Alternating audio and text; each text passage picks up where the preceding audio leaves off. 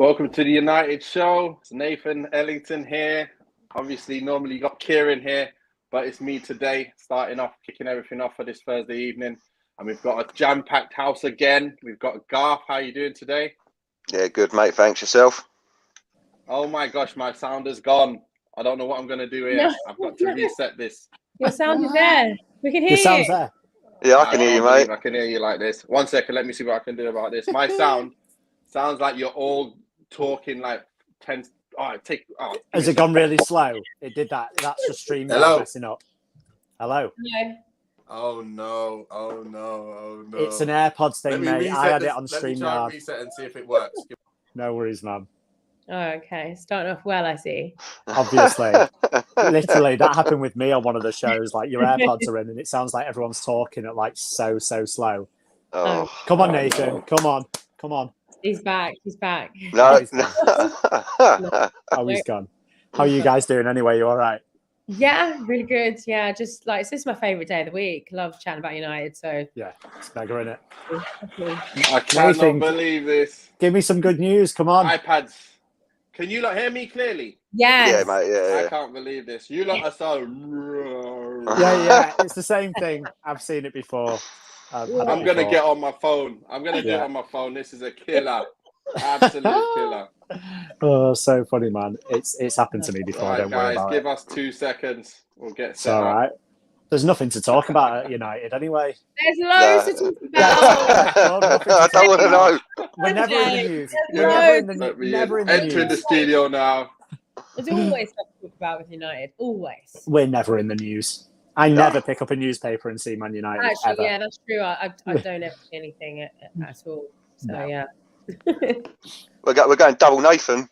Oh, yes. Right, guys. Double bubble. There we are. I got to get in twice. Let's see if this is going to work out now. My goodness me. Can you guys hear me well? Yeah. Kieran's going to be cussing later. I know, it's a killer. I'm going to delete myself off here now. Nothing like live broadcasting, is there? Honestly, it's so good. You know what? Who cares anyway? It brings a bit of fun and unpredictability to it all. So let me get over this slide now and see if I can go widescreen. Can I go widescreen? Man. Yes, I can. We're back. Lovely. The phone is working. There we go.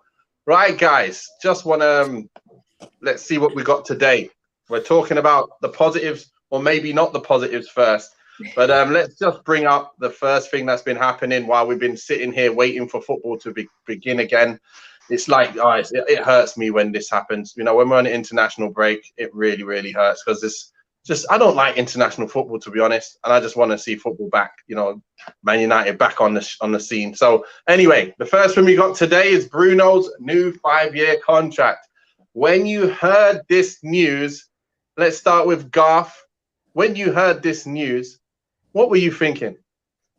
I was thinking typical Man United, tying down a player when we haven't got a manager to say whether his contract don't run out until 2025 anyway. So in reality, it's a 2-year extension.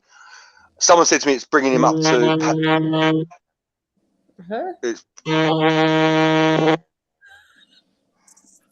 Can you believe it? My phone is ringing. Go on, do not disturb. It's bringing him up to parity with the rest of the squad, apparently. But why we can't wait until the new manager comes in to offer new contracts and stuff, I don't know. I really don't. So, look, he's a great player for us. He deserves a new contract. That's no denying that for me. But definitely should have waited until whoever's taken over came in to make that decision, in my opinion.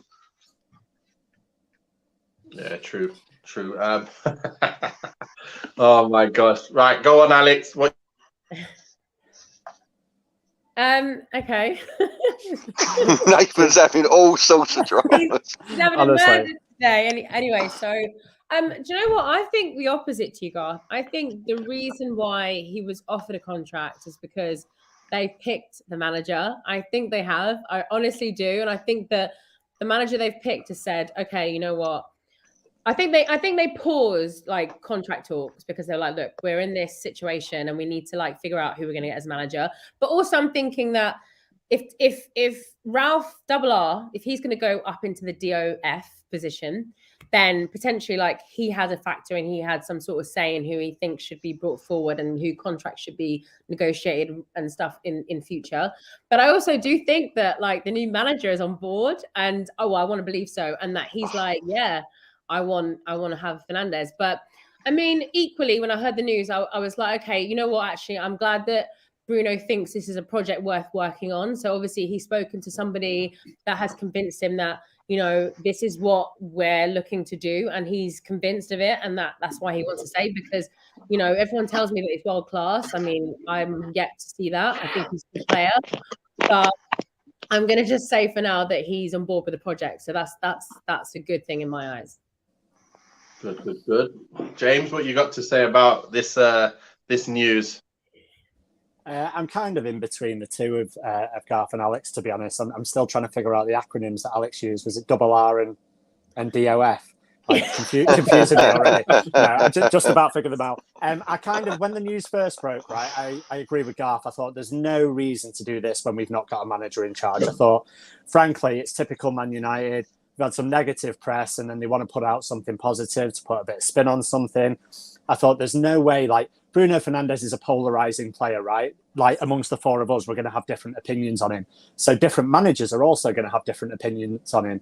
And if you play a possession-based game compared to a counter-attacking game, compared to a pressing game, it's going to depend what manager you get into, what style of football you play, and therefore whether Fernandes suits. So the idea of giving him an extension, a 2-year extension, when we don't really know who the manager is, apparently, just kind of shocked me a bit. The flip side of that is Bruno Fernandes' wages are far too low compared to the rest of the squad. So he definitely deserves to be knocking on the manager's door and saying, I deserve an extension. That's not arguable. He was on like 120 a week with someone like Rashford or Martial earning double that. So like he deserves to be able to knock on the door of the manager with his stats and say, I deserve this. The problem's the timing of it all. If, as Alex said, that the manager has been decided and they know who it is and they've been in communication with Bruno about that, then yeah, I'm all fine with that and it makes a bit more sense. But I don't really know if that's the case, and we're just guessing at this point, aren't we? Yeah. Well, to be fair, you know, listening to all you guys' reactions, for me, it was a mixed reaction as well, because I like his goals. I love his goals. We all love his assists. But like I say, when it comes to possession-based, he is one that is the culprit, that, you know, giving the ball away far too much. As for him signing a new contract, something that happened with me, that I can definitely vouch for is whether you sign a new contract or not, it doesn't make a difference. The good thing is he signs a contract, and if the new manager comes in and he don't want him, he's going for more money, because now his contract's not running down. So that's another thing that really going to make a difference for him. And he's the same. He's thinking, you know what? I'm signing a new contract. I'm going to be on more money. Because when I was at West Brom at the time, I wanted to leave because we got relegated. And I just obviously I had 1 year in the Prem. I was doing well with Wigan. And then there was like, no, you're not going nowhere. And they said, we want to give you a new contract. And I was like, I don't want a new contract. I just want to go back to the Premiership. I want to play. So I was like, I was just so upset. And I wasn't thinking about money. But I was thinking the money will follow me afterwards. All the other players who wanted to leave, they signed new contracts. They was on more money again. Then they left. I was stuck still there with less money. So what am I doing? So it's just the thoughts of what you know, what's going through their mind. It doesn't mean that he wants to stay there for the rest of his career signing that contract. Just means he's on more money, what he deserves. And if he's going to go, he's going to go anyway. So that's my side to the story. But let's take a look at more interesting matters, guys. Something happened at the international game, and it was something worth talking about. So, at the friendly. Yeah, the international friendly, when we played against Eric Maguire, Maguire got moved, and there was a lot of uproar about it. We had the players, we had his teammates, you know, taking to social media and talking about it and how they were so upset with it, and you know how Maguire's been such a colossus player for England and for Man United. But yeah, first of all, let's go with Garth again. Let's go round. Garth, what do you think of the booing as itself? Just the booing, and you know, was it fair or unfair? No, it's completely unfair. It's like before, just standing out there, like I don't like booing at all, period, really, at a football match. Like, you know, maybe if they've really been trounced and they're walking off, maybe, but not before you've even kicked a ball. Like, I can't get on board with that. So, no, unfair for me. Unfair. Okay, Alex, what you got to say on this one? I've got a lot to say on this one, actually. I think for me personally, within the United fan base, okay, we've got our opinions about Harry Maguire, we've got opinions about footballers. That's fine. I think, yeah, let's have a conversation. But when it comes to outsiders, I'm very protective of all of those players, even Harry Maguire, every single one of them. So I don't like it. I think for me as well, it's like, you know, even in the summer when we had like the Euros and it was like Black Lives Matter and players and people, fans are booing. I'm like, what did you get from doing this? I know it's a friendly, but in this instance, it's like when we go to the World Cup, like what do you think the impact is going to be on these players if you're booing them? I think for me, when it comes to the England team, this is the time where Championship, like whatever division, whatever league, like this is the time when we get unified and we can get behind. Like I can openly say, oh my God, I love Trent. Oh my God, I love Reece James. Like Phil Foden. Like I can say it because it's England, right? It's on the England banner. I can say it finally, yeah. So that's the time where we should be able to get together. And I feel like with Harry Maguire, like obviously his form hasn't been that great. Okay, that for United, that's well documented. But for England, he's been incredible. He's been so great for England, and there's no complaints for me. I've never like had to really criticize him. The Euro campaign that he produced was amazing. So I don't see it, I don't get it, and I feel like it's just nonsense. And I feel like as fans of England, we should back our team regardless of what our personal opinions are about our English Premier League. That's a different situation altogether. So for me, I'm totally against it, and I'm backing Harry Maguire. It's like for me, it reminds me of David Beckham when he got all that stick. I was a little kid at the time, but I remember feeling so protective. I remember how protective like Alex Ferguson was of him as well. And I feel like it's just nonsense for me. True. Good words there. James, what you got to say on this matter then? What we got? Probably not loads more, to be honest. I don't like booing as a match-going fan. I never have. I've never booed anyone, never would boo anyone. I don't get it. Like, if you think about your workplace and if you're struggling at work, do you react better to someone giving you a load of shit, or do you react better to someone putting their arm around you and like, come on, you know, let's get going kind of thing? I just don't think it helps. It's constructive in any way.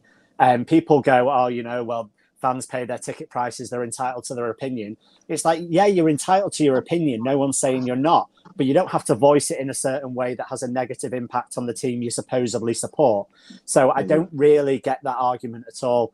Maguire for England has been one of their best players for the last 2 or 3 years. So why England fans are booing him is beyond me, absolutely beyond me. He's one of the first names on the team sheet if you pick him on form for England. I understand some people going on about like selection issues and stuff like that because he's a team that are 5th in the league and he's one of our arguably worst defenders.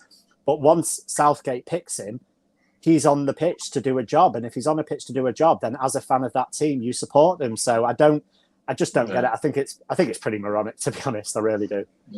Yeah. To be fair, look, I'm the first to say when someone's had a bad game and they're not playing well. But look, I don't want to boo him. Whenever he plays, I might say, oh man, I don't want him playing. I want someone else. But when he's on the pitch, I'm like, come on, you know, do your job, do really well, please. You know, I'll back him all day because nobody wants to be booed, as you say, and it hurts. It hurts. I hated just one bad comment. Like I said before, I'd go online and look at stuff and see 1,000 comments that are good, one that's bad, and that's the one that will stick in my head and make me feel so bad about myself. So I know how it would be feeling. It's not a nice feeling at all. And like I say, I don't want to condone any of that. But on the other hand, I just don't understand. This ain't to do with the booing, but I don't understand Southgate's thinking behind the thought of he's picking him, and then Sancho's been on fire like since he's come to United, and he doesn't get in the squad after he was in the squad the previous game. So I'm thinking, how? I can understand Rashford. I can understand if Maguire wasn't picked, I'd understand those two. And then I would understand if Sancho. But he's using that reason why he didn't play Sancho. And he's bringing Maguire in. That doesn't make too much sense to me. But as I say, this is all about the booing. And I'm quite behind Maguire in terms of that side of things. as much as I don't think he's good enough for United, I'll back him all day. When Jones jumps on the pitch, I'll back him all day. I'll back all our players all day. Simple as that. And last thing I just want to do is just go through some of the Bruno comments, because we didn't get to quickly bring that up, Kears. So good to see you, Kears. Good to see you joining us. How's everything going? That's right. Running Well, had a smoothly? bit of a problem. We had a bit of a problem. We were all right. No teething I'm issues at sure all. it's all good. I'm sure it's all good. Right, let me just finish this little bit then. Albert Higginbottom saying, does Bruno really deserve a contract? I'd wait to see until a new manager comes in. Rylan Rat, he says, agree, Albert. Yes, Garth. Sorry, booing is wrong from Just Donny. Carrie Starling saying, hate booing, probably just silly little kids. And then you got Albert saying, Harry plays well for England. Harry Maguire, yeah, you're right.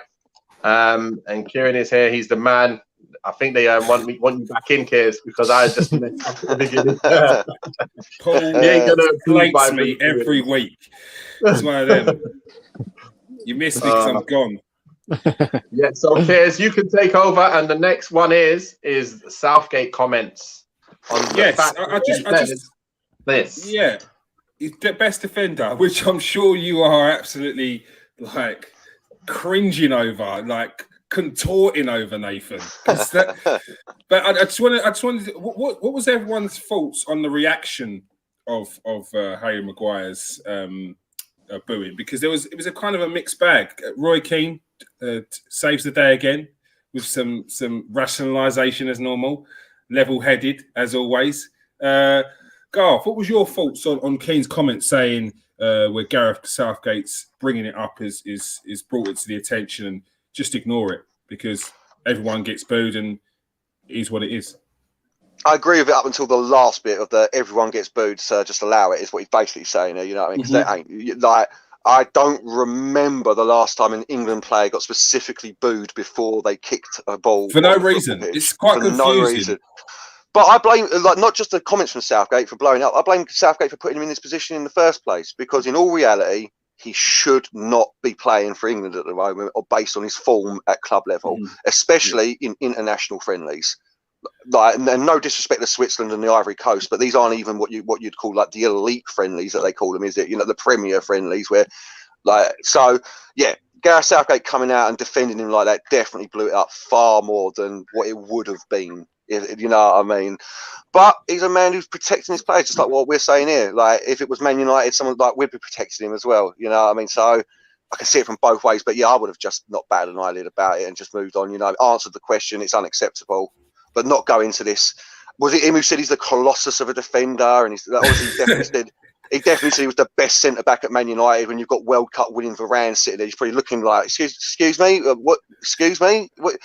Like, he isn't the best defender at Man United. And to be fair, I was just saying that beforehand. He plays well for England, yeah, against most teams. But I did the stats of the 42 caps he's had for England. He's played elite teams 13 times, and we've only won 3 of those games.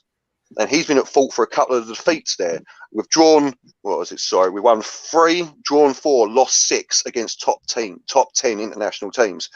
Like, so if you're saying he plays well, yeah, against Andorra, Albania, Honduras, yeah, like, it's fair enough. But when it actually comes to elite teams, England as a whole don't play very well. So it's one of those things. He did well in the Euros, I'll give you that. But it's a contradiction in terms. He's England's all-time top defending goal scorer now with 7. He beat John Terry and Jack Charlton to it. So I can see it from both points of view. But yeah, I wouldn't have gone out like Southgate did and start like basically attacking everyone for booing him like that. You know what I mean? And trying to defend him.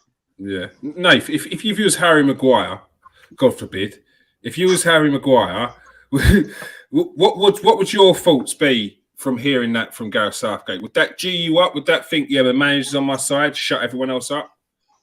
Yeah, I think that the manager's on my side, but it'd be embarrassing to me because I'd know that I'm not the best defender at United by miles. So I'd know inside me, I'd be like, why is he saying that for? People are going to say more now.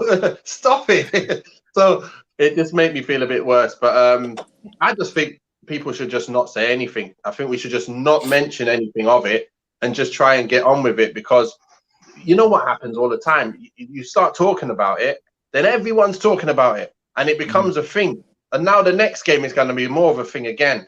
So if you didn't speak about it, it might have just been one game. He might have played well against Leicester, and then he plays the next England game and no one's talking about it. And hopefully that will happen again now anyway.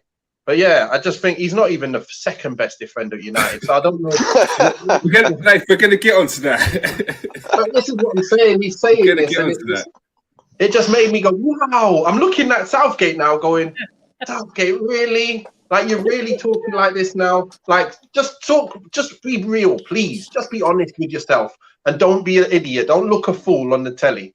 So please just say the right things. So, yeah, he could have used his words better, innit? He can't say, I believe he's the best defender at United. That's just like, we can see right through that. So anyway, that's what I thought. So he's a passionate man, Nathan. Alex, do you think he could have done it in a different way, Gareth Southgate? Going back to what you were saying before as well, I was thinking the only other time maybe that I've seen England fans boo is like before they were taking the knee during the Euros. That's when they booed the whole of the England squad when they were on their knees. Just and I was pure like, class, wow. really, isn't it? Who's class? But again, at that particular time, Gareth Southgate came out and said, this is pathetic, this is silly, the boys have been doing this, and he backed them. So I think that along that similar vein, I think that, yeah, he is right in a sense to defend his players. And I think that that sends a message of camaraderie. And I think that that's something we need ahead of the World Cup. I think that the players who are going to go there, obviously, I think Maguire's going to be one. Why would you break up the centre-back pairing 6 months before a massive tournament? You wouldn't. So I feel like Maguire needs that message and that support from his manager. And I think that, for me personally, it's a great thing. I think Alex Ferguson was really, I mean, I'm just talking about the manager, but he was great at doing that, regardless of the rights and wrongs. I mean, and this is just bringing me back and giving me the PSTD from David Beckham when he went through that situation. I'm sure before England games, when he went back, he was booed relentlessly, probably. I mean, that was a whole saga. So I think that managers in that position should come out and support the player.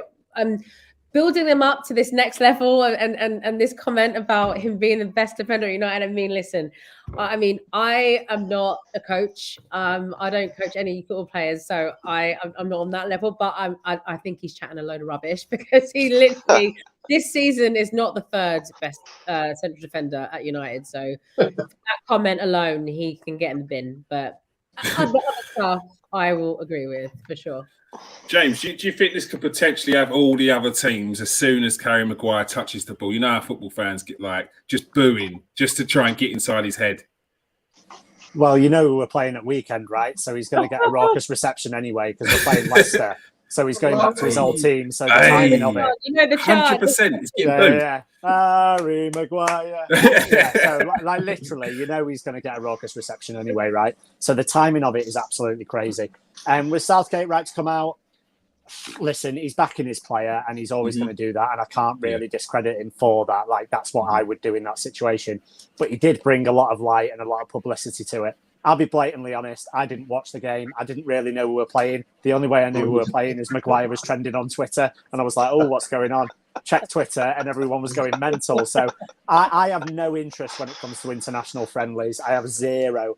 Qualifiers, yeah. Major tournaments, obviously, yeah. But international friendlies, I'm like, I just want United back. Maguire is the best defender at Man United. Maguire is certainly the first defender on the team sheet at Manchester United. But that has nothing to do with being the best defender at Manchester United. That's all politics. But he's not the best defender at Manchester United. We can all name 1, 2, or maybe even 3 centre-backs. And if we go down to the under-23s, we might get a few more as well. Absolutely scathing report there from James. Sorry, not sorry. Love it. And that wasn't even Nathan. I've got him in fifth. Yes! I've got him in fifth at the minute. All right. So, Nathan, let's get to the point. We're going to talk about Man United's best defender in the last, 10 years? Harry Maguire. Yeah. Southgate backs it up. What's your thoughts? What, the best in the last 10 years? What are you trolling, kid? You absolute troll. Did I say it too? Was it too smooth? Did I say it like it was too serious? There's no way. Was it that? There's no way. Too serious? Sorry. No. That isn't really what happened, is it? He didn't say that. No, I'm joking. I'm joking, mate. Jeez. No, he's Man United's best defender. What's your thoughts on Gareth Southgate saying he's a colossus? Is it just his same words, just to back up his man? Do you think he really 100%. feels that? Nah, he doesn't think that. He doesn't think that. He just wants to obviously show that he's backing him, showing that he's done well for England, which he has done in that formation where you got protection for him. He does very well with that protection. There's no doubt in that. When you don't have to run behind him, you got no space to run in behind him. He's pretty good with everything in front of him. That's fine. But for United, obviously, looking at it, he's never been the best defender. I've got everybody in front of him, to be fair. I think all of the centre-backs, apart from, I think he'd have a good fight for his money with Lindelof. But to be honest, I think Jones has shown that he's better than him. Even Jones in that one game back, after seeing that one game back, I was like, man, I'll play you, Jones, if he's going to play like that. Obviously, Varane, Bailly, even I think I'd try and play Mengi. You haven't even seen much of him. I'd put Mengi in front of him and let him play. I'd even have, what's his name on loan, Tuanzebe in front of him. So that's just me. I'm not being rude. That's my choice. I'd pick them guys ahead of him. That's all of them. So he's probably fifth in line for me. Wow. Fifth in line. Your most expensive defender is now fifth in line. Garth, Gareth Southgate's not really going to say anything different to that, is he? No, but he come out with. I think it's the way he said it. He said things that, like I was saying before, he's contradicted himself already by saying he will only pick. When he joined England, he said he will pick players on form. He does not pick players on reputation. That's a direct quote from him. So that's what I'm saying. I think it is fault. But he come out with, and every action on the field is analysed to death. It's like, yeah, he's the world's most expensive defender. Of course it's going to be. That comes with that price tag. I know it's not his fault. So, I thought he was confused. I think he realised that he made a mistake by playing Harry Maguire in that game and was on the defensive, not only for Maguire, but for himself as well. Because it's him who's put him in that position to be booed. Because I think a lot of the fans were booing, not because of because of Harry Maguire itself, but because he's getting picked over players that they'd rather see in the team. It doesn't make it right, obviously. It's still wrong. Who? And this goes out to everyone. Who goes in over Harry Maguire right now? Friendly or not? Eric Dyer, potentially.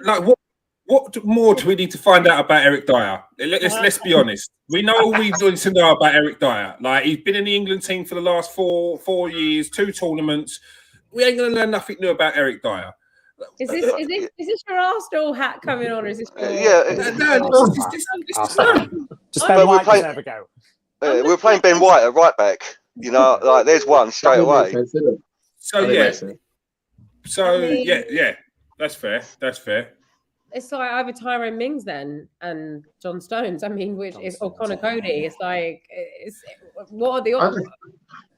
You just got to play the better players, isn't it? The players who are most informed, and that's what he said. So if you're not going to put Sancho and Rashford in, don't put Maguire in because he's having the torrid. Yeah, this form thing, this form. So look, I get him saying that, and to a certain extent, it has to be picked on form. But you've also got a group of players, who you've got to keep a bond with. So you can't be chopping and changing. And on the flip side, trust comes from the manager and trust comes from the players on both sides. And they need to trust the manager that if they have a little bit of bad form, that they're not going to get dropped just like that. Because if you're on the pitch and you're thinking, I better have a good game, otherwise I'm coming off in the 60th minute, you're going to have a poor game. You're going to be rubbish because you're going to be thinking about mistakes you're making. You're going to be thinking about the touch, every shot you've had or not had, or every clearance, and you're going to get in your own head. So surely it's down to the manager for players to feel safe, even though it might not be the truth, that they're going to have a spot in the team. James, what's your thoughts on the whole form thing? Does it have to be picked on form? Or is there an element of balance? Or does it have to be picked on, no, this is my team, I'm sticking to it?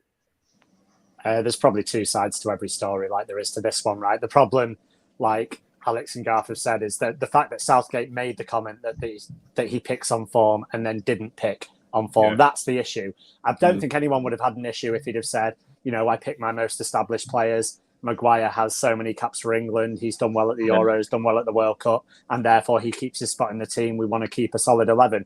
If he'd have said that, no one would have had an issue, because I partly agree. There's also the side that Maguire might be low on confidence, maybe a couple of international friendlies in a team where he's comfortable and he plays well and they get less criticism normally, would be a chance for him to play through confidence. So there's also that argument. I don't think you have to pick on form. And is it international form or is it club form? Because they're two very different things with Harry Maguire. Harry Maguire's international form is very good. I know Garth said about elite teams, but that goes across the whole of the England squad, not just Harry Maguire. So I don't really hold him responsible for that. For England in general, he is very good because Pickford comes out from the back and sweeps up behind him, whereas De Gea doesn't. And then whoever the two in front of him are, whether it's like Calvert-Lewin and Rice, they squash the space there. So Maguire doesn't have a lot of space to cover. If he doesn't have a lot of space to cover, then he's very good because he doesn't get caught out of position. He doesn't have to lunge in like he does at United. He presses really high up, and all the time he gets rolled like he did against Atletico, and then we end up conceding a goal. So he suits that system very well. So I personally would have picked him for the game. I probably disagree with Garth there. I would have picked him for the game. I'd have kept a solid 11. We need to build relationships within the team, and form, for me, it's not everything. Like sometimes it's just about putting the best 11 on the pitch and the 11 that you're probably going to play in tournaments as well. Yeah, no, I think you make some really good points there. Nathan, not happy that Sancho didn't get in the team, and who would you have had over him instead of him? To be fair, it's a difficult one, but I definitely would have had Sancho in the side. That's for sure. Yeah. I would have probably kept Maguire in the squad myself, because we don't have that many. I don't think we have that many. I don't even want to say that many options, but it's like he is established in the England squad, and it is a chance to give him a chance to get his confidence back up. So I agree with you, James, on that one. And James, I think, did you say Calvert-Lewin now plays central defensive midfielder? Calvin Phillips. I get them wrong all the time, honestly. Like I say Calvert-Lewin when I mean Calvin Phillips all the time. And I get called up on it every time. Honestly, nothing. I knew who you meant. Let's hope the Man United board ain't listening, because we'll get Dominic Calvert-Lewin in the midfielder, won't we? Yeah, it's a centre back. Mate, it's worked for that Newcastle player, Joel Linton. He was a striker. He plays CDM now. It's fine. Oh, yeah, he's turned it right around, hasn't he? I have solved it. Solved our CDM crisis. Unreal. New scout, James Dixon. Love it. Exactly. Love it. Good job. Oh my God. Yeah. Cheers, Right. Absolute draw out live on TV. Love it. Love it.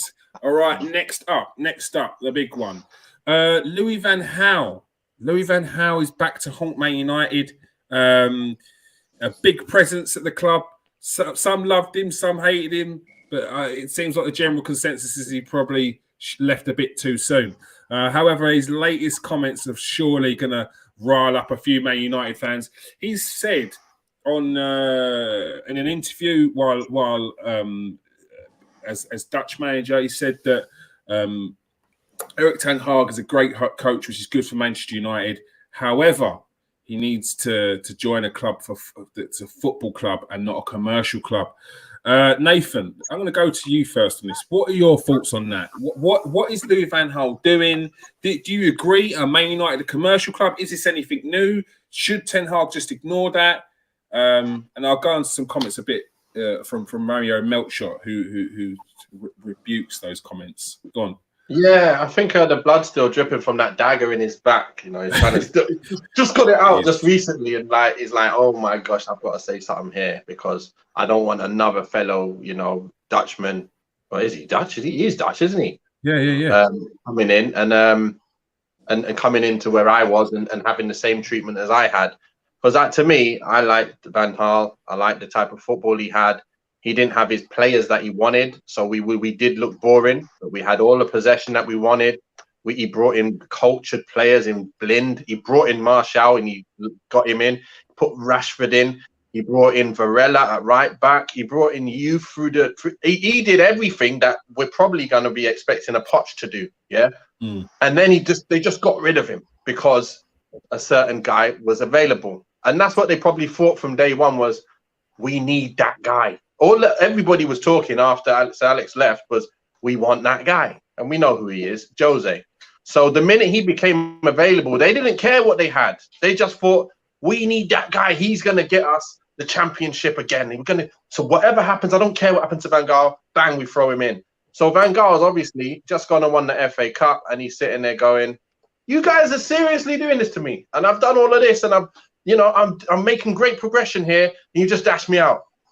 And he can see it from the other side. So I can totally understand where Van Gaal's coming from, but I can also understand what Man United were trying to do, thinking that it was all going to be fixed and patched up with just getting in Jose and then giving him a bit of money and then seeing what happens. But they didn't think long term.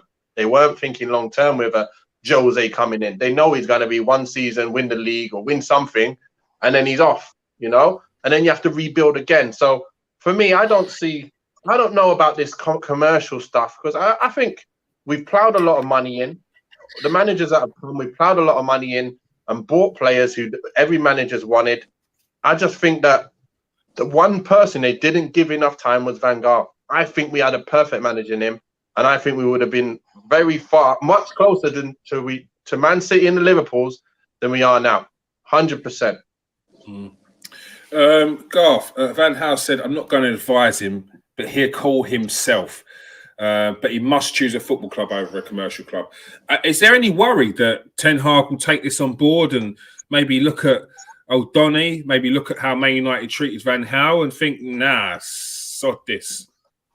I mean, yeah, I said this last week, especially with the clubs. Like, it's now becoming apparent there's a few clubs circling around him as well. But I think you made a key point in the first one, where is this a new thing? No, Man United have been a commercial enterprise like long time ago. In the Ferguson days, we were the first team to have 4 kits. The Champions League kit that we had for the treble. We were the first. Yeah, we were the first team to be going on the pre-season tours to going to Australia and Thailand this year. To America, to here, to there. We've been a commercial club for a long, long time. Does that stop us being a football club? I don't know. So I don't think so. All big clubs are commercial ventures now, aren't they? They all are, every single one. So although I agree with the sentiment of his statement, it doesn't really mean anything, does it? Because what isn't a commercial club anymore? All big clubs are. But yeah, 100%. I am, because obviously there's a quote attributed to him from one of his friends, of course, the old ketchup sauce that someone's had, saying that he's surprised that Man United haven't offered him the contract already, considering how the interview went, and him saying that it wouldn't be a problem to come. Whether that's true or not, I don't know. But yeah, I am worried, because we're doing the typical Man United thing again, and I can easily see. Say again? Dragging your feet. Dragging our feet, yeah. I can see us losing him quite easily. So yeah, I am worried. Yeah, it's one of those things. Alex, Mario Melchor said he doesn't agree. He said, why I don't agree is because this is modern day football. We're moving into a market where every club is a brand. Every club needs to be part of this advertising, because if you're not, your club won't be highlighted, and there'll be no one coming in. Are you of the thought of it shouldn't really matter that this is it's a big club, commercial club, football club? What's the difference? I think Louis van Gaal is a bitter Betty, and I say that because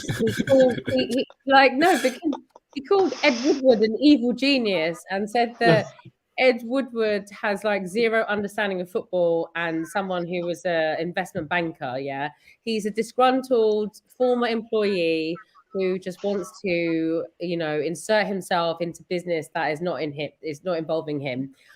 Same with Ibrahimovic. Said the same. The nonsense, that surrounds this club is unbelievable.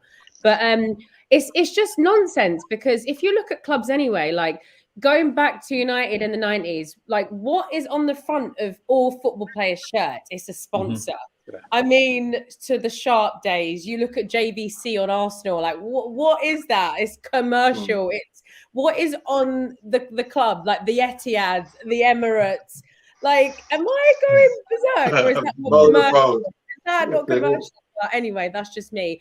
I think when he's talking about it being a commercial club, he's obviously talking about the arrival of Ed Woodward 10 years ago. And I think, everyone can say that when he came along, his brain wasn't necessarily like you see, even though Roman Abramovich is an owner, but you could see that Abramovich, sorry, I know it's political right now, but he cared about Chelsea enough that he wanted them to win trophies. Whereas I think when Woodward came in, he was all about the dinero, the dollar, the pound. So I think that's where we can look at the Glazers and say, we dislike them because they're not about the club and promoting. But we've always been a club that's been commercial. We're called it's the Aon carries it's this Aon for the training facility. So I don't understand why he's attacking United specifically, because literally every football club, Chelsea have got the 3 brand on their chest. So that for me is every club's commercial, even down to your Norwich, down to your Burnley. We're all like that because that's how we make our money, and that also funnels into other football leagues and etc. So it's not a bad thing to be commercial because that's how you make your money. That's how you buy your players. That's how you become relevant and you stay relevant. So that comment just says he's a disgruntled former employee who has nothing better to do than just keep dissing us. And that obviously as well goes back to the thing with Van de Beek, when he didn't pick Van de Beek when he could have done, because look at we go back to Maguire, he gets chosen, he's not been on form. Van de Beek hasn't been chosen on form, but Louis van Gaal says that Van de Beek's great. He's a Dutch coach. He knows, but he doesn't choose him. Why? Oh, because he plays for United. Oh, he's not playing. So for me, it just screams bitter Betty, disgruntled former employee. So next. All right. Alex has made her voice known. She's not interested in what Louis van Gaal says to say. All right. James, commercial club, football club, what's the difference? What's your thoughts on Van Gaal's comments? Zero difference, mate. Zero difference. Bitter Betty. I like that, to be honest. Jesse Lingard's goal, absolute screamer, had barely hit the net by the time Van Gaal was sacked, right? It's the first trophy we'd won in a while, and Van Gaal must have thought, I'm onto something here. And then he's got his P45 before he knows it. So he has a right to be bitter in some way. So when he's asked about it, am I surprised he gives a response like that? No, you're not going to give a positive reference to someone that screwed you over in the past, to be fair. So I would imagine he's going to be pretty annoyed at the club still. And to say it's a commercial club and he should go to a football club instead, I guess he means like Alex said, Ed Woodward came in 2005, in fairness, but from 2013 when he took over David Gill's role, there's been a slight change in direction of the club. Well, a big change in direction of the club. And they may have become more commercial. So maybe he's thinking about more of a footballing club, someone like a Southampton or something where their youth setup's mega or something like that. But at the end of the day, commercial clubs are everywhere. Everyone says, oh, let's go manage and let's go play in England. It's the most competitive, most successful league in the world. Why? Because Sky's money, because BT's money, because all of this money gets injected into this league because it's so commercial, it's so sellable.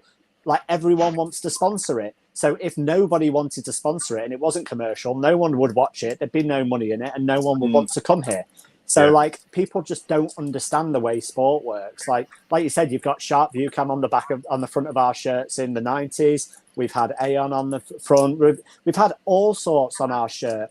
Stadiums are named after things. We're always signing a new tractor deal or a noodle deal or whatever it is. We're signing deals left, right, and centre. On the whole, Van Gaal, he's just bitter, man. I don't see why he had to make the comments. At the end of the day, Ten Hag is going to make his decision. Have we missed the boat? One of the guys, so Flex did an interview with an Ajax source kind of thing, and one of the things that hit me about the whole thing was he said that Ajax weren't, the Dutch media weren't really reporting that Ajax were looking for a replacement.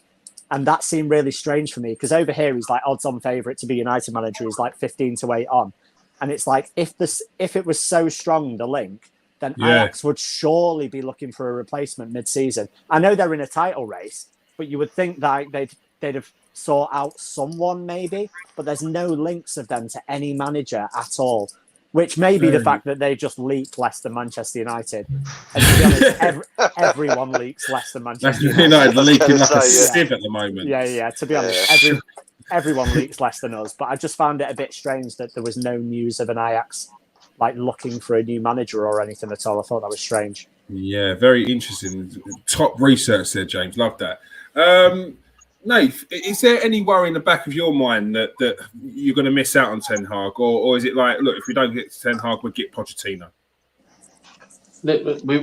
From the sounds of it, we've interviewed him. We've interviewed him anyway, and we've gone through everything. So look, we've done what we have to do, and if he wants to come, it will happen. I'm not worried about anything. To be fair, look, you've got two very good managers that we're linked with. Whoever comes, they'll make the right decision. Whoever comes out of those two, I don't really mind. You know, they both got good resumes, good football about them. They've got good history. So, look, if we don't get one, we get the other. So be it. I'm just happy. You know, I just want to see us just have a bit of stability in that area, and then just back him to just do his work and get on with it. You know, that's all I want to see. So I'm not worried at all. I'm not worried at all. All right. Next up.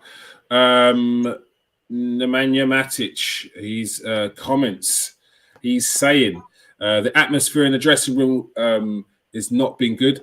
So as you know, we're not in the best position in the league, and the atmosphere has not been fantastic. But if we stay positive and believe until the end, because we want to finish top four, the atmosphere in the dressing room will depend on that. If we finish top four, it'll be good for us. Everyone will be, I cannot say happy, but satisfied. If we don't make it, the dressing room will be very sad. And he goes on to say that Ralf Rangnick is trying his best to make it happen. Quickly to you, Nathan. What's your thoughts on this? Once again, I know he's not on international duty. It seems to happen when international duty comes round. Man United players seem to start talking. Just be an honest viewpoint from Matic. Did he need to say anything? No, I think he's just being truthful. You know, you can't say, well, everyone's all happy in the squad when you're winning and losing games. You're conceding so many, letting shots in for fun. We're not in the top four. It's looking more bleak. So you've got to be real. You've got to be real at that point and say, listen, the atmosphere isn't good. We're going to come in and we're going to be upset. Every time we've lost a game that we shouldn't be losing, players are going to be upset. They're going to be trying to get on each other's backs to get to the levels that they know they can be, because they're looking at each other going, man, you're an international, you're top international, and we're here in this position. That's the kind of thing. There's a feeling of kind of, maybe they're feeling a bit, you know, you're going to feel very down when you got that amount of good players in the side. You was expecting to be top 3 at least, and all of a sudden you're in 5th, 6th and just looking rubbish. So, you know, we just got to get something going and just get some continuity going and some consistency towards the end of the season. We should win games that on paper you look at it and go, United will win that game. We've got to get there, but I don't think it's going to happen this year. That's why I say we're not coming top 4. We're going to miss out. I feel like it. I can see it. I can feel it. That we're just, from what I'm seeing at the moment, if it continues the way it is, 100%, we are going to not make that top 4. And we're just going to end the season petering out. Most of us are not even going to be bothered about watching the games. We're going to be sitting there going, I want to watch it, but okay. You know, I don't really want to watch it, but I'm a Man United supporter, so I'm going to watch it.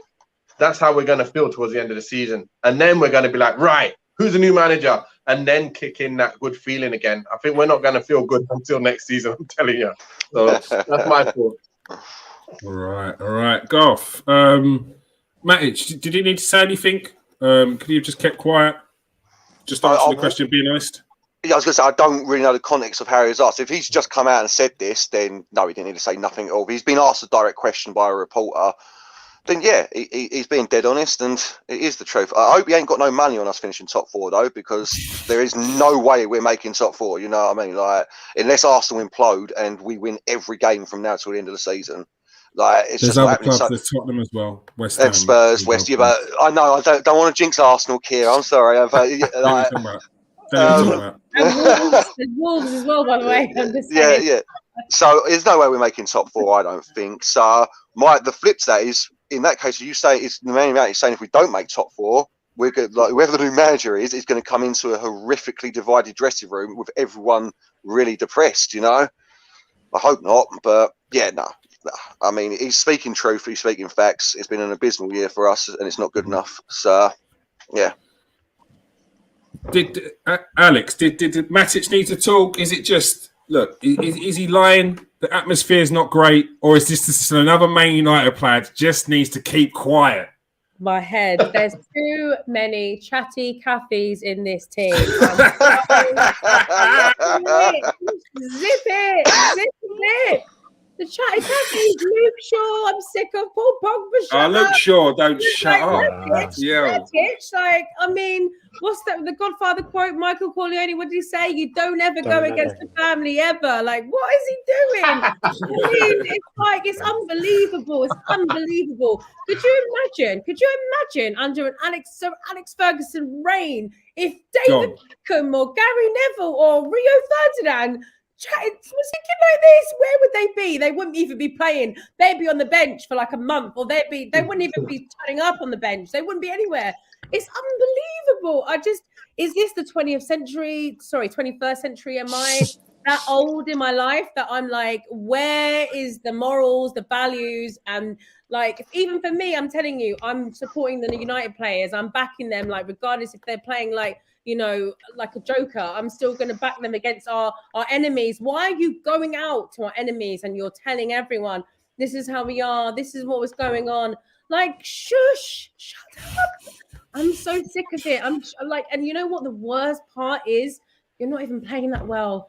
You're not even winning a trophy. You're not doing anything. So just shush. If you're going out there and I'm looking at you and I go to games and you're pressing and you're giving everything, okay, maybe I'll give you a little teeny leeway, but you're not even doing that. It's a shambles. So, it just I can't. It really it grinds my gears so much, as you can hear. I'm just shush. No, Alex, you're of the old school thinking. I like that. I got a lot of time for that. There's some of these modern things I just don't get. James, social media. Well, yeah. Yeah, I know. James, what's your thoughts on the situation? Just keep it stum. Just being honest. Everyone knows the atmosphere is not great. Up until Alex spoke, I was kind of with Garth, to be honest. It depends whether he's been asked a direct question or not, right? So it very much depends on, like the Luke Shaw thing, right? Luke Shaw wasn't asked about Manchester United. So as soon as Luke Shaw opened his mouth about Manchester United, I was like, that's not relevant. You brought that up. You should not be doing that. Nathan, honestly, people stop ringing Nathan.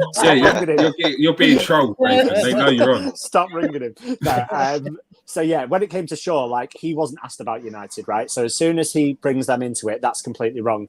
If he was asked a direct question about Manchester United, then yeah, he's just being honest. Then Alex spoke and I was like, well, actually, on one hand, we're saying, like, we're giving Southgate credit for backing Maguire, but then we're like letting our own players slag off our own atmosphere and team. It doesn't kind of sit well. It kind of contradicts. So it's like, we either need to believe that we should back everyone in the workplace, or that it's just a free-for-all and we should just completely be honest. Like, Southgate should come out and go, oh yeah, Maguire is useless. Don't know why I picked him, mate. Like, literally, like, it's one or the other. I don't see how we can do both. So, yeah, it's just, I don't know, man. I mean, obviously the atmosphere is not good. We know it's not good. But again, like Alex said, like, you're telling people weaknesses, right? So for me, it's the same with Ralph. Oh, hi, Nathan. Double Nathan. Where? Double Nathan. Double Nathan.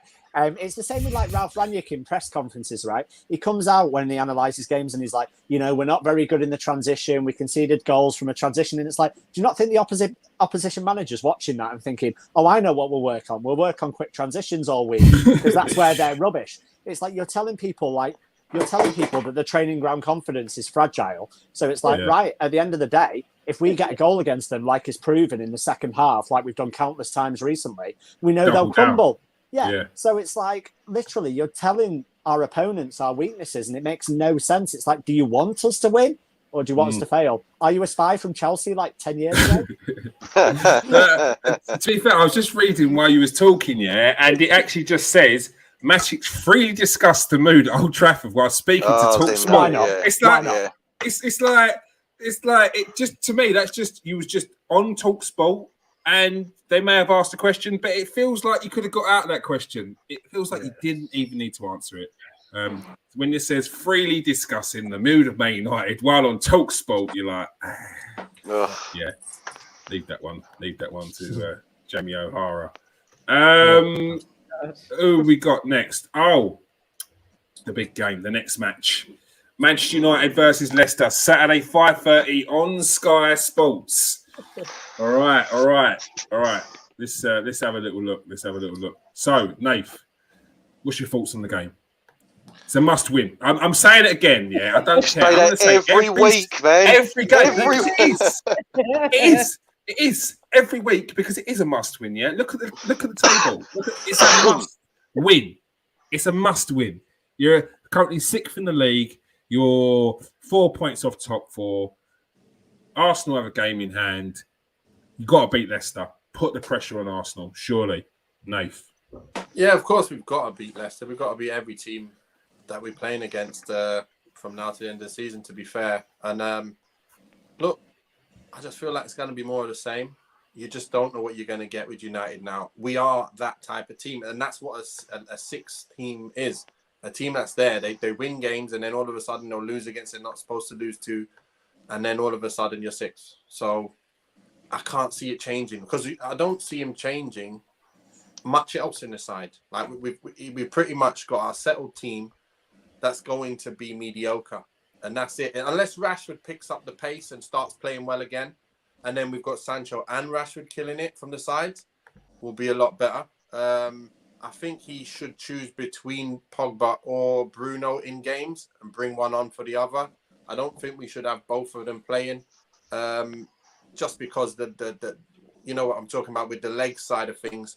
If you're going to play Pogba a bit deeper, he has to have the legs to run around and close people down. But that isn't his game, I don't think. I think he's more for the attacking spot, and so is Bruno, where they can afford to lose the ball further up the pitch. You can't have both of them losing the ball. And then you got people outrunning us. You know, we're going to play players that can get beat on the counter. So we've got to be. Look, we've got to win the game. I hope we win the game. We should win that game. But let's see. I'm excited because we haven't seen them play for a while. But again, on Saturday they're probably going to bring me back down off that little bit. You know, that I've gone up a little bit, hoping I'll probably be back down on Saturday after the game going, why did I sit here for 2 hours watching this? And now I have to talk about it. But yeah, I enjoy talking about it, whether it's good or bad, to be fair. But look, I'll watch United every single game I can because that's what it's all in my blood since I've been 5 years old. So I'm going to keep doing it anyway, whatever happens. There you go. All right. Garth, what's your thoughts on the game? Must-win game, big game, Leicester, 3 points all the way. Come on, United, yeah? That's what I want to hear. Well, you're not getting that out of me, mate. I'll tell you. No, I'm not doing that, mate. Because the last time you asked me to do that, we lost 4-1 at Watford, if you remember. So, when I was like, 4-0, it's Watford, mate. I was going to say it's going to be a tough game, but no. No, you're right. Yeah, we're going to smash them up. No, got beat 4-1. So no, mate, no. I was just looking. The only injury news we've got is Cavani's out, obviously. Yeah, shock horror. Pogba picked up a niggle, didn't he? But he did come on in the second half in the next France game. So I don't know. I presume he's fine. So we've got the full strength squad.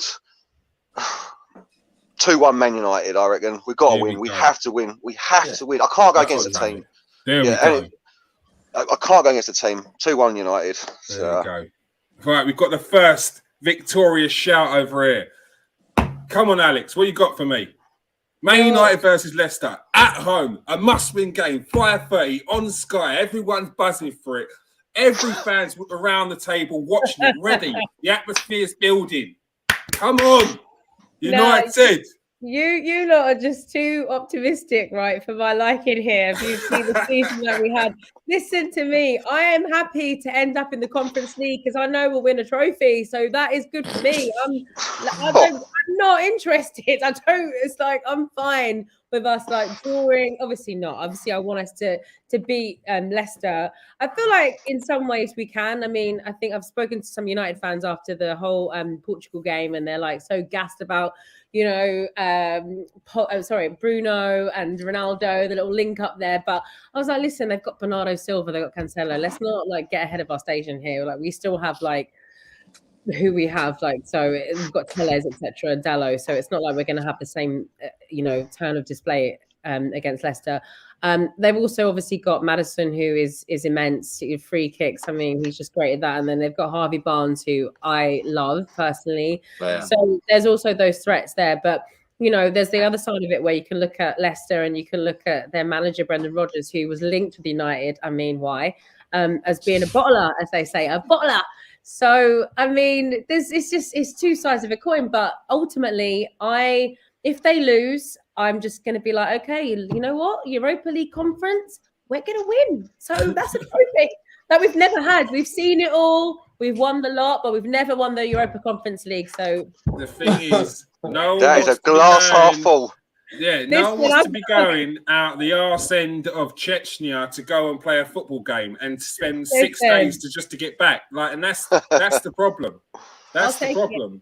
Right now, I'm so starving. I'll take it. It seems like a good thing now that we can win the Conference League, but no, you start your season a week after the season ends. It's rough.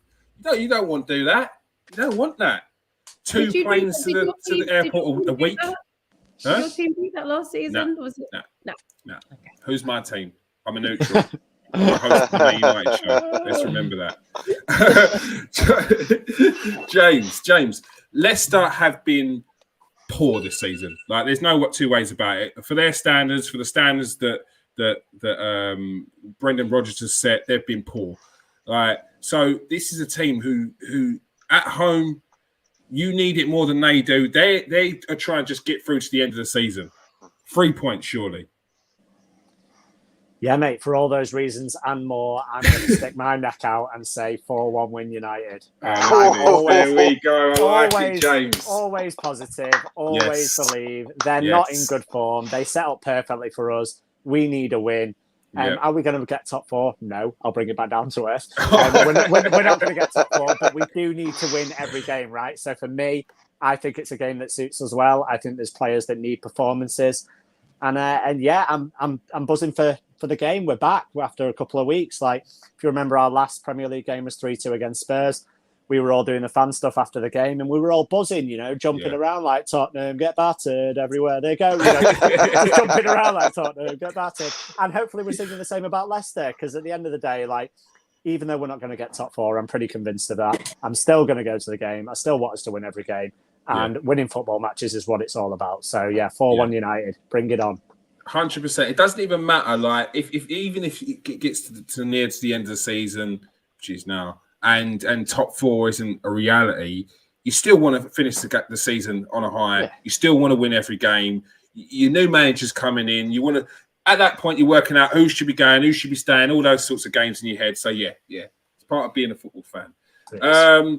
Nathan, any last thoughts on the Leicester game before we go? Yeah, just on what James has just said there in the score.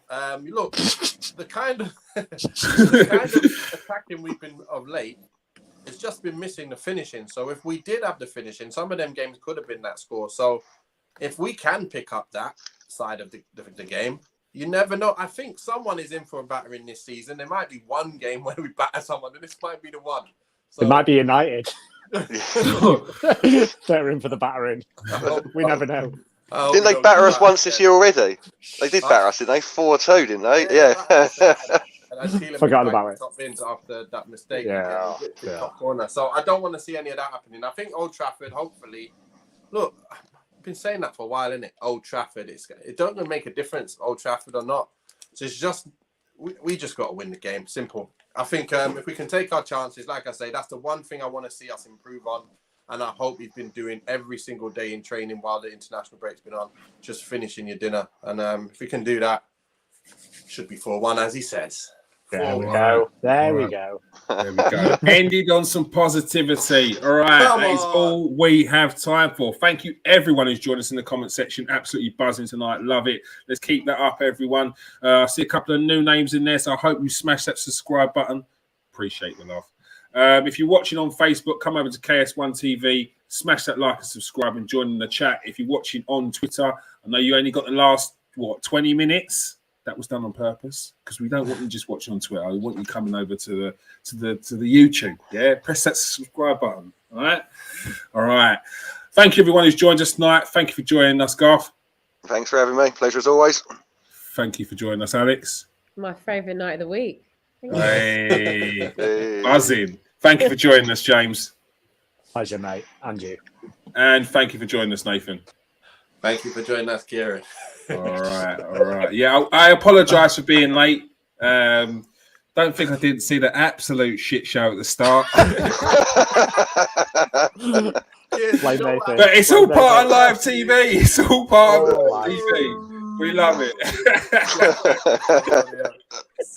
I was cracking up. Sorry. I knew you would be. I knew you would say I was just hoping Alex, Kieran's going to be crazy. I was like, I am. I was dying. Oh, my God. Peace out, people. Stay safe and wash your hands.